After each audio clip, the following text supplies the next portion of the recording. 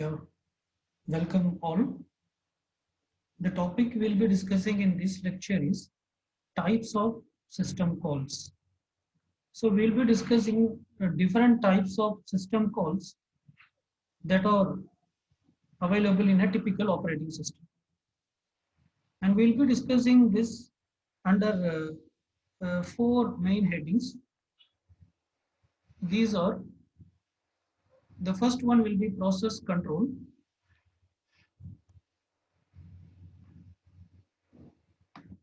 and the second one is file management.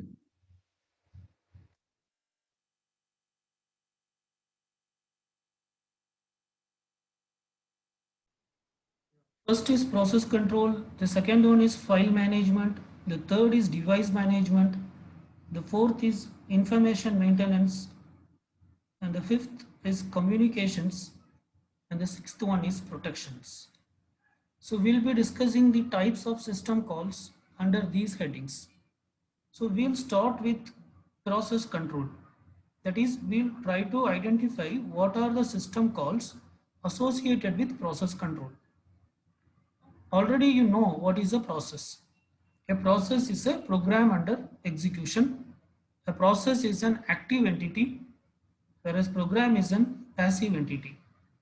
Now we'll understand the various system calls associated with process control. So the first system call is create process and to terminate process. So create process is used to create a new process, and terminate process is used to finish or complete the execution of a particular process. Typically in Unix, a process is created by using a command called as fork. So Unix supports one particular command. The name of the command is fork. So using this particular command, the processes were created in Unix. Okay. And terminate process. So terminate means what? Terminating means it is to complete the process. Okay. So termination can happen in two ways. Termination can happen in two ways. Either it can be a normal termination, that is the program has finished executing, that is the process has finished executing all the instructions and it is terminating. Such a termination is called as normal termination, or it can be an abnormal termination. Abnormal termination means if the process is terminated due to any error, then that is called as abnormal termination. Okay, so the process may terminate under two circumstances. Either it may be a normal termination or it may be an abnormal termination.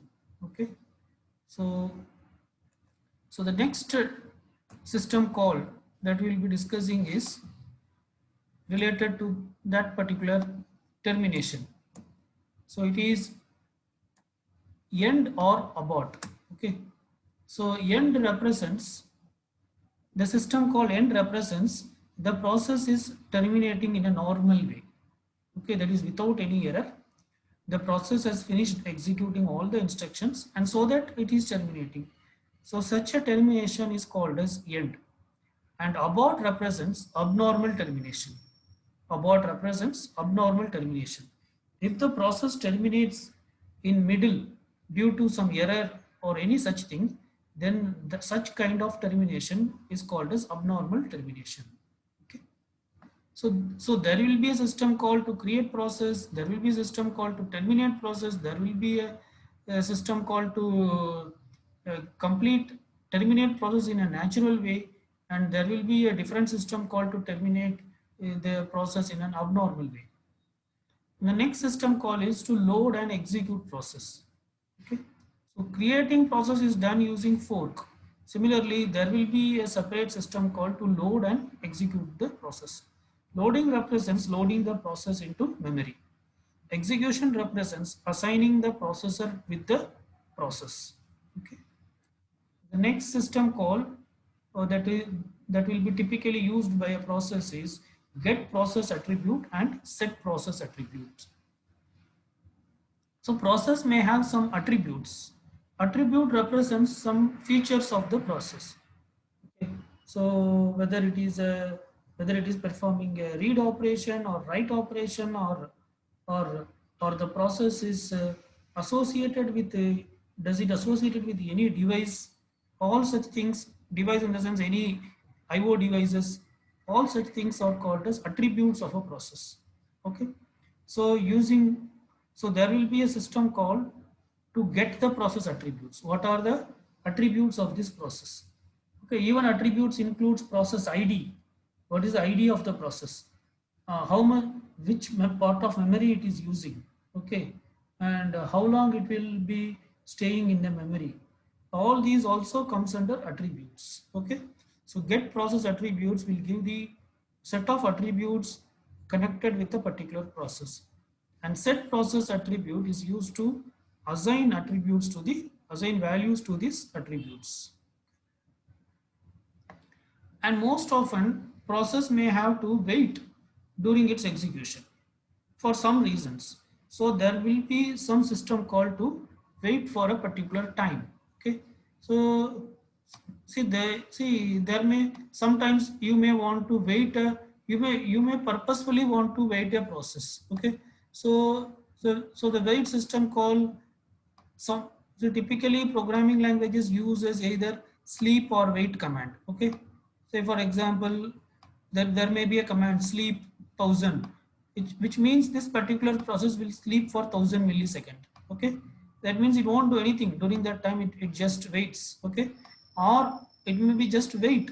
Okay, wait wait within bracket how much time it should wait. Okay, so wait for say 2500, it means it will wait for 2500 milliseconds, which is nothing but 2.5 seconds. Okay, so it depends, the name actually depends, the name may be either sleep or wait or whatever it may be, that may vary with operating system to operating system. But basically at some instances you may want to wait, you may want the process to halt temporarily, and that can be done by using uh, this particular system call, which is to wait for a given time. Okay, and then sometimes you may want the process to wait for an event, you may want the process to wait for an event. Okay, that is until that particular event occurs the process should wait.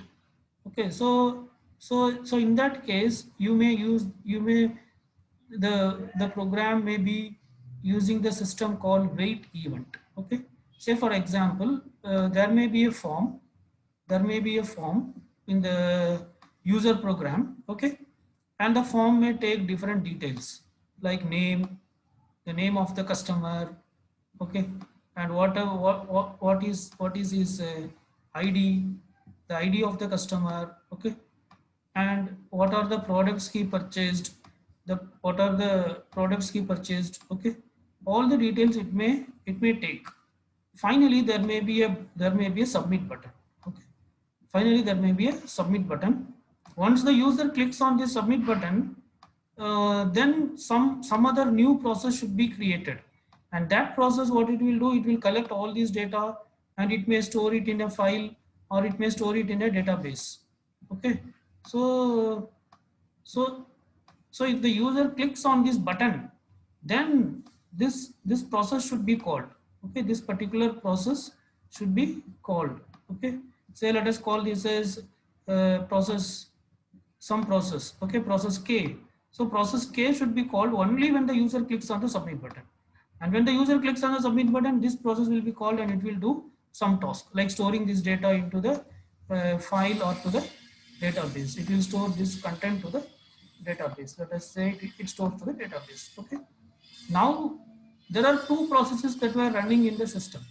This is one process, say we call this as main process. You can call this as main process, so I'll call it as process M. So this is process M and this is process K. So but process M will be waiting for which event? Process M will be waiting for the event submit. Until submit is not clicked, process M will not call the process K. Okay, until submit is clicked. process M will not call process K. So in such cases, we will be using this wait event or signal event. You can either call it as wait event or signal event. That is process M is waiting for this particular event to occur. Which event? Event is click on the submit button. Okay. Or whenever the submit button is clicked, a signal will be passed to process M so that process M can call process K. Okay. So in that case, we'll be using wait event or signal event system call. And then processes will be using the system calls to allocate and free memory. So yeah, so uh, depending on the new processes created, memory has to be allocated or freed. Okay, if a process goes out of the operating system, out of the main memory, then memory should be freed. If a new process comes in, then new memory should be allocated. Okay. The next system call is in connection with errors or in connection with abnormal termination of the process. If a process terminates abnormally, then what will happen? Assume some process is running in the main memory and that process has terminated abnormally. Okay. So now, now what will happen? Now what will happen in the sense, abnormal termination means some error has occurred. Some error has occurred. So this process has terminated. So process, say, let us assume process A is executing for a particular time. Process A is executing for a particular time. Okay. So it is starting from this time and it is executing up to this time. But at this particular point, there is an error. Okay. So there is an error. So actually it is supposed to execute for some more time. It's supposed to execute for some more time to end the process in a natural way. But at this point there is an error. So this process has been aborted. Okay, that is it terminates abnormally. Okay, so the abort system call will be called and the process will be removed from the main memory. Okay. During this case, what the operating system will do in the sense, operating system will dump some content into memory. That is, operating system will take one part of the main memory, okay, one small part of the main memory, and this part we will call it as dump. Okay, so this part we will call it as dump. Okay, so what the operating system will dump here in the sense, the operating system will dump the reason for the error, what error has occurred, why this error has occurred, those details operating system will write here. Okay, why the operating system is writing here? Because some user will be executing this process. So this particular process might be initiated by a user called user A. Okay, so let us call U represents user and A represents the name of the user. So user A has initiated this process.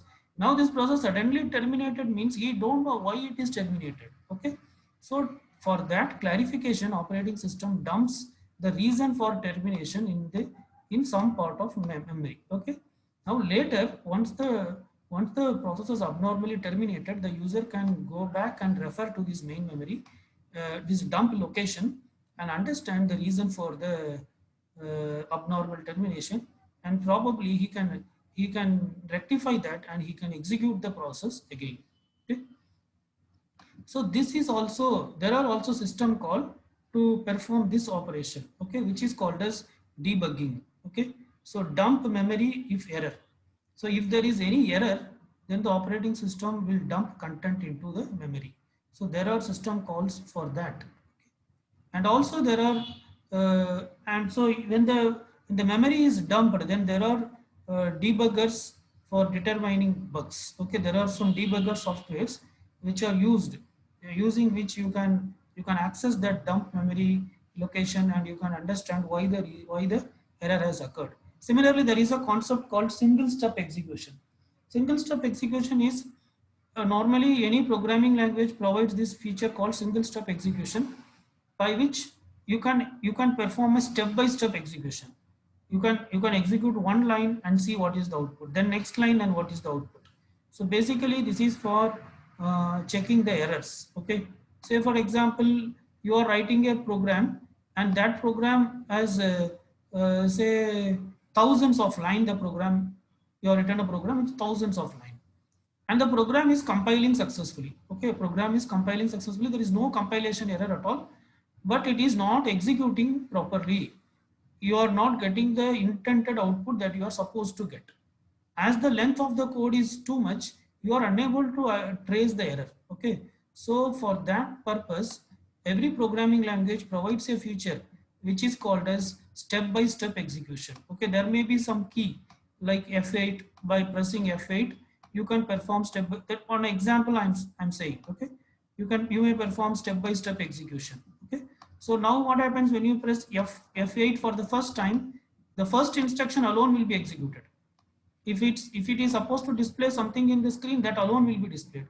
Then second instruction, like that, when you keep pressing F8, one by one instruction will execute. Okay, so you can check whether each instruction is giving the desired output or not. So at maybe at one particular instruction, 120th instruction, it may not be executing in that way that you are expecting. Okay, then you may trace out, okay, this is the, so you may at least trace out the problem is in this line. Okay, then you may isolate that particular code and you may try to rectify that error. Okay, this is also one type of debugging. So operating system also provides system calls for step by step or single step execution. Okay, and then operating system provides system call for locking shared memory access. Okay, already we have discussed the concept of shared memory. Shared memory means there will be a single part of memory which will be shared by more than one user. Say this particular memory is shared by two users. Okay, if it is shared by two users, but that doesn't mean that both the user can access the memory at the same time. No, they cannot access the memory at the same time. If user 1 is accessing the memory, then user 2 should not be given access. If user 2 is accessing, then user 1 should not be accessed. Okay, so before accessing the memory, either user 1 or user 2 should check whether currently memory is not being accessed by anyone or not. If it is not being accessed by anyone, then user 1 will be given access. If user 1 is accessing, currently if user 1 is given access, then it means that the memory is in lock stage. It is in lock state. Okay, now if user 2 checks, he will know that it is lock. It means somebody else is using. So he will wait until it becomes unlocked. Now if user 1 wanted to use this for some particular amount of time, he will use it. Then finally, when the user finished accessing, then the lock will be removed. Okay, once the lock is removed, so it becomes unlocked. U unlock U1. Okay, I'm calling it as U1. Okay, unlocked. Now again user 2 checks, now it is unlocked. It means user 1 is not using, now he can use. Okay, so there should be a lock mechanism available in the memory which will effectively felicitate the process of shared memory access. Okay, so for that also there should be system call. So operating system provides system call for successfully performing shared memory access. So these are the different system calls which we have under process control. Okay, okay. The next is file management. So under file management, we have system call for creating and deleting files, to create a new file or to delete an existing file, and to open or to close a file, to open an existing file, perform some operation, and then to close a file. The system calls to open a file and to close a file. And also we have system calls to read, write, and reposition, to perform read operation on the file, to perform write operation to the file, and to reposition the file pointer. It is currently the file pointer may be pointing 10th location, but you may now want the pointer to point to the 30th location. So that is called as repositioning the file pointer. So there are system calls available for that also. And also there are system calls to get and set the file attributes. File attribute means name of the file, or which is the, whether it is a read file or write file, or which user has rights to open or close or perform operations on that file, all these comes under attributes. Okay, so there are system calls to get the attributes, and also there are system calls to set the file attributes. So this is about file management system calls. And then we have system call for device management. So device represents any hardware device. Okay, it may refer to the hard disk, it may refer to the printer, or it may refer to any other IO devices. Okay, so the system calls pertaining to this are request and release device. For example, a process which is running in the currently running, it may request a device. A process may request a printer. For requesting a printer, it should use the request device system call. And after using the printer, it should release the printer. It should release that particular resource. Device is a resource. So for releasing, it will use the release device system call. Okay. And then we have system call to perform read and write operation, and also reposition. For example, if you take hard disk, currently if you are reading the content from track 1 sector 2, then you may immediately want to read the content from track 10 and sector 5. So then that is called as repositioning. So there are system called to perform read operation, write operation, and to reposition the head or the device pointer. Okay. And there are a system called to get and set the device attributes. Get the device attributes and set the device attributes. Okay. Again, attributes represents device ID, what operations can be performed on the device, all these things. Okay. And also there are system called to logically attach or detach a device to a particular process. Okay. So after requesting the device, the operating system will provide the device if the device is free, and then the device should be logically attached with that particular process. So for that, there is a system called to logically attach, and once the process is completed, it should be removed. So we have a system called to detach the device. So these are the system calls corresponding to device management. Then we have system call for information maintenance. So information may be passed from the user program to the operating systems. So while for passing information from user program to operating system, or from operating system, from user program to operating system, the user program may need to call certain system calls. Okay. So it's only for passing information from user program to operating system. So these system calls include get time or date, or set time or date. So if the user program is using time or date, okay, then they need to get the time or date from the operating system. For that, they can use the system called get time or date. Or if they want to change the system date or time, then they can use the set time or date system call to change the system date or time. Similarly, there are system calls to get system data and set system data. Okay.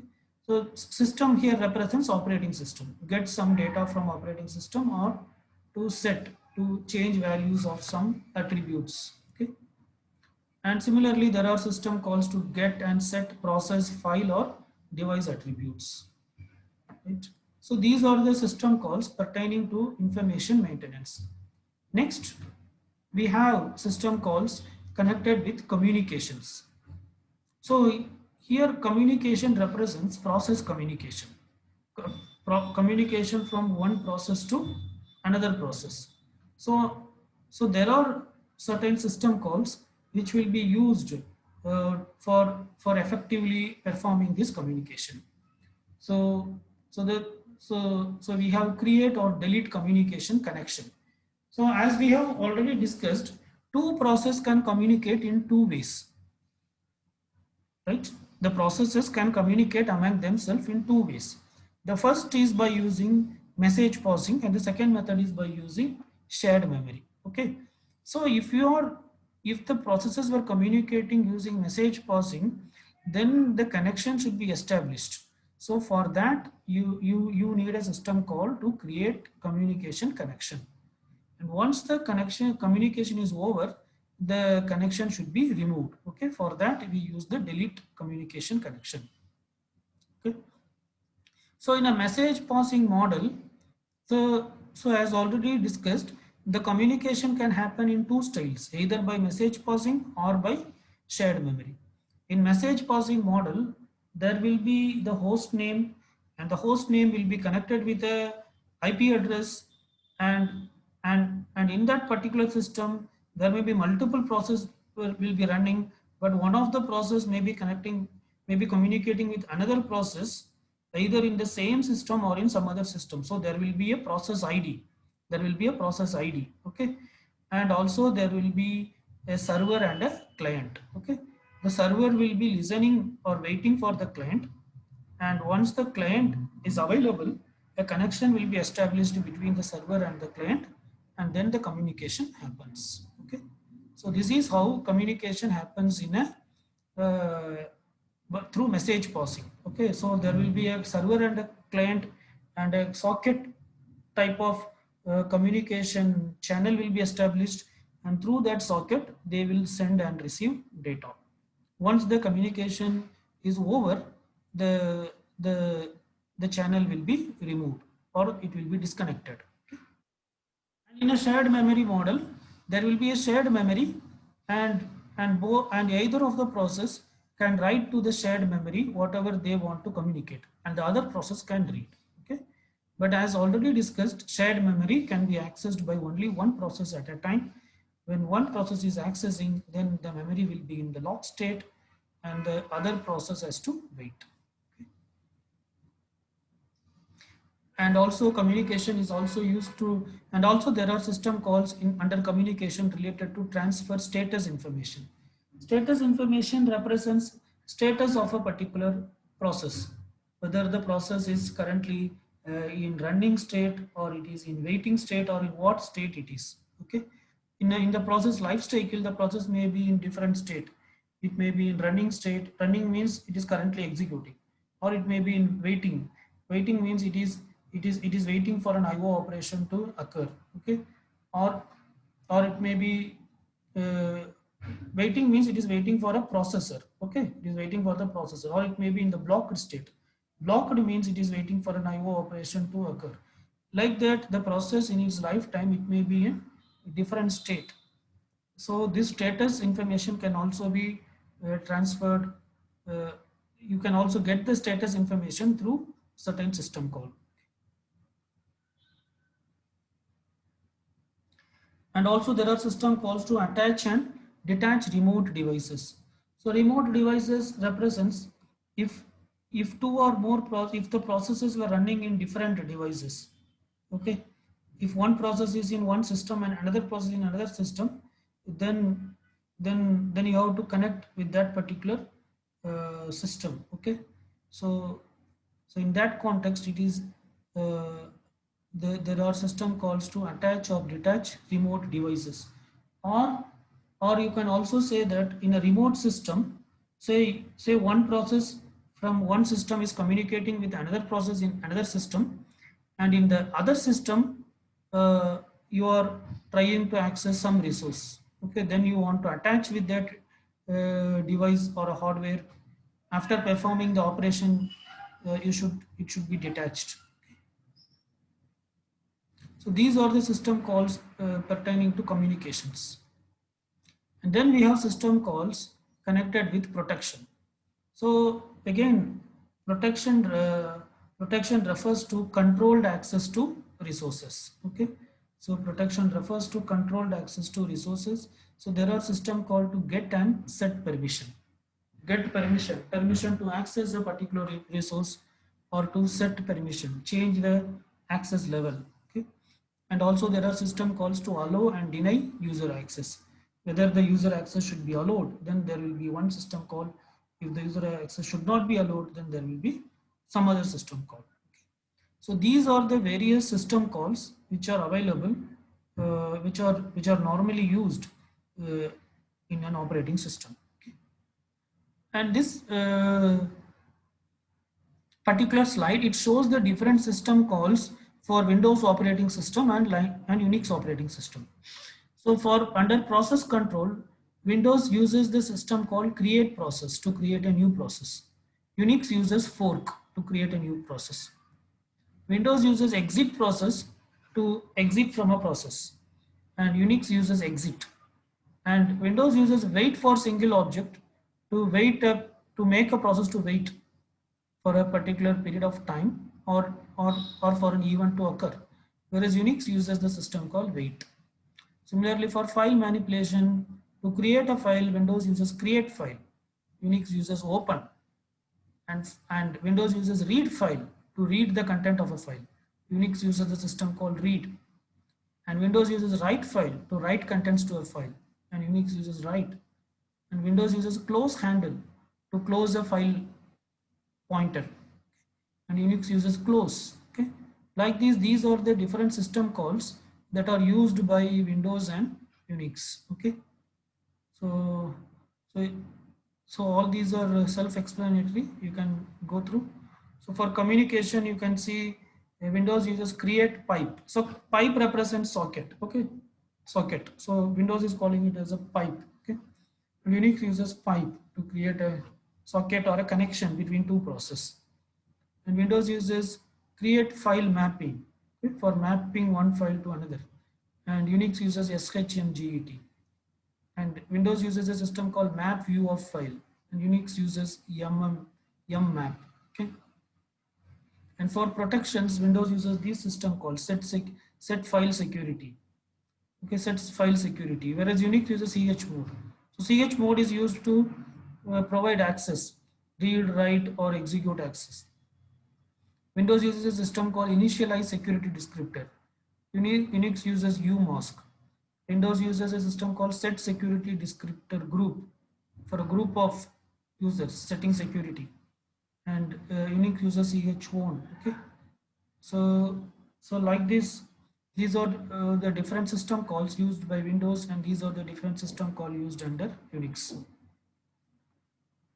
And again, this diagram shows how a system call get invoked through an API. So here there is a simple C program, and it uses an API printf. And this printf is connected with the system called write. This printf is connected with the system called write. So this is to print something into the screen or the standard output device. And actually that is performed by the system called write. So then it maps to the standard C library, and it identifies that when it is executing from standard C library, it will identify that the API printf refers to the write system call. So the write system call will be invoked, and whatever the operation is given, it will be done, and the result will be transferred to this particular user program. This particular diagram, it shows how an MS-DOS operating system works. MS-DOS operating system is an example for single user operating system. Okay, so initially when you start MS-DOS operating system, it will look like this. So the memory will look like this. At the bottom layer, you will have the kernel, and then you will have the command interpreter, and then there will be free memory. Okay, so in command interpreter is the place where you can type commands. This is the place where you can type commands. So this is a single user operating system or single process operating system. It can execute only one process. Now if you type any command, that particular process alone will execute. You cannot run more than one process. There will be only one process.